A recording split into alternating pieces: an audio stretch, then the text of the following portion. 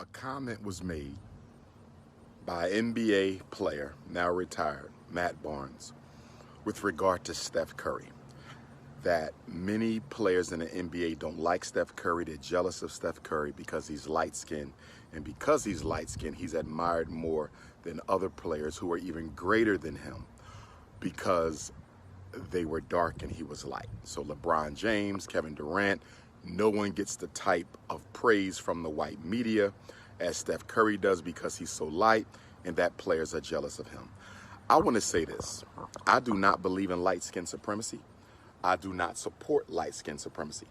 I do believe that there is truth to Matt Barnes' comments, but I want to say that I think we as a community need to tackle this demon of light skin supremacy because it's going to be very difficult for us to move forward within the conscious community and without it until we.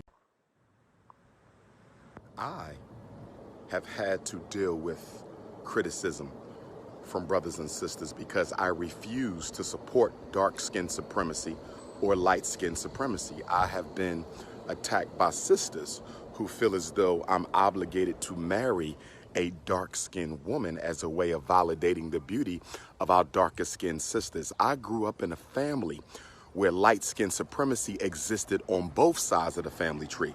My mother's mother, bless her soul, my grandmother Betty, was a light-skinned supremacist.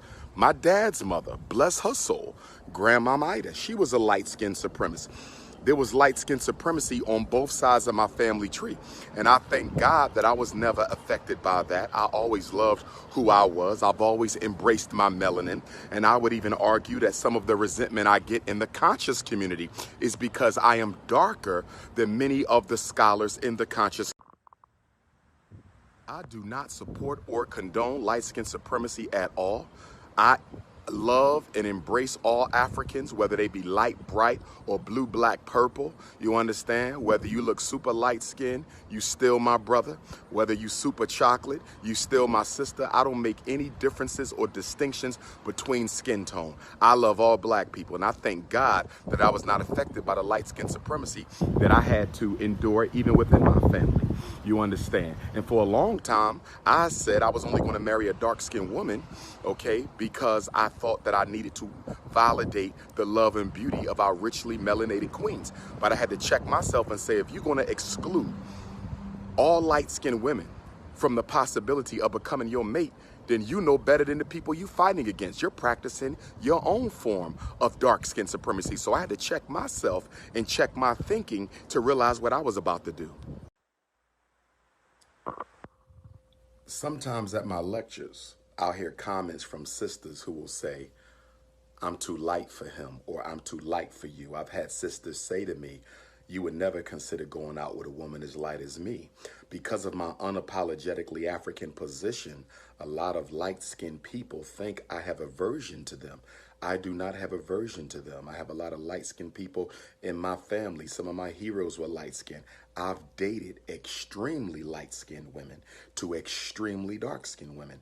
I don't have any issues like that. And I think one of the blessings that I bring to the table of consciousness is the fact that I don't lean towards one or the other. I am balanced. I can accept all of my people, but I can also say in the same breath that a lot of black people got light-skinned hang-ups and dark-skinned hang-ups. I've seen dark-skinned people walk in the room and light-skinned people cringe. I've seen light-skinned people walk in the room and dark-skinned people cringe.